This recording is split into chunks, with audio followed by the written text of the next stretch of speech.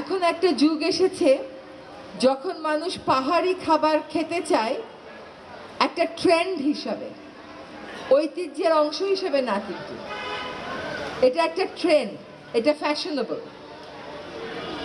কিন্তু এটাকে আমাদের ঐতিহ্য হিসাবেই সংরক্ষণ করতে হবে, ঐতিহ্য হিসাবেই লালন করতে হবে, ঐতিহ্য হিসাবেই চর্চা করতে হবে।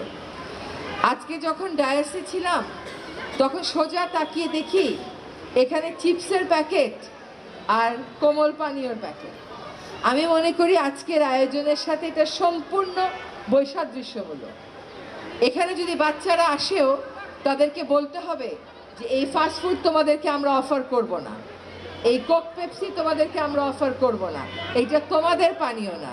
আজকে যে সংস্কৃতির আমরা বিকাশ করতে এসেছি সেই সংস্কৃতির সাথে এটা সাংঘর্ষিক, তখন এটা কেবলমাত্র একটা ফ্যাশন হয়ে যাবে।